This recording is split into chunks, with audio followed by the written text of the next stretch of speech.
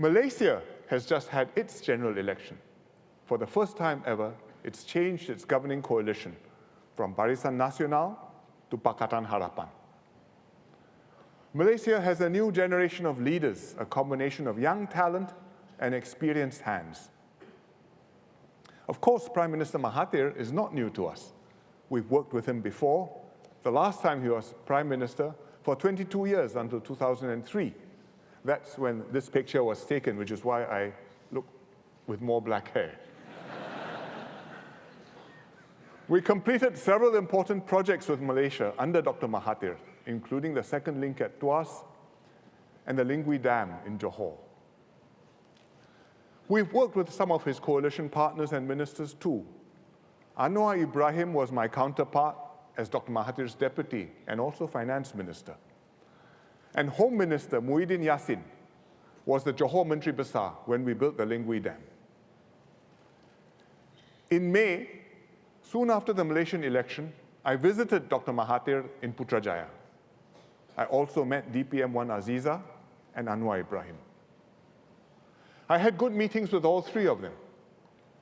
I told Dr. Mahathir that I wanted to work with him to take our bilateral relationship forward. And he agreed that we should because we are each other's closest neighbors. Dr. Mahathir and his team are determined to review and change many of the policies set by the previous Malaysian government.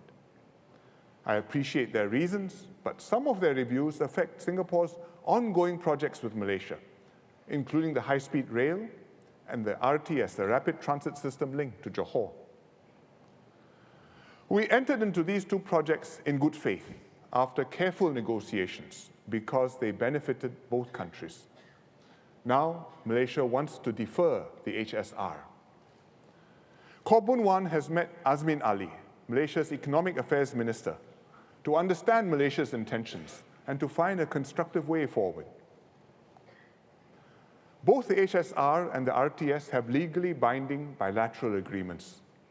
These set out clearly the duties of each party and what happens if either party wants to change or to terminate the agreements. And both sides have to carry out what has been agreed to, unless we mutually agree to vary the terms. Dr. Mahathir has also said that he wants to review our 1962 water agreement. This is not a new issue. It's come up before when Dr. Mahathir was previously PM. And you know Singapore's view. The water agreement is sacrosanct. We must proceed strictly in accordance with its terms.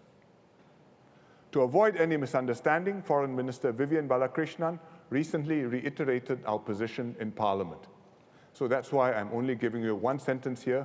The full statement, look it up on the internet. We have worked well with Malaysia over the years. We've done substantial projects with successive governments and brought tangible benefits to both Singaporeans and Malaysians. And I hope that with Dr. Mahathir and his new team, we can build on our deep partnership, look ahead, and make further progress together. Ultimately, the fundamentals of our relationship with Malaysia have not changed. We are closely bound by ties of kinship and history, geography, and economics. We need to work together to tackle common challenges. And when our interests diverge, we must find constructive ways to resolve our differences.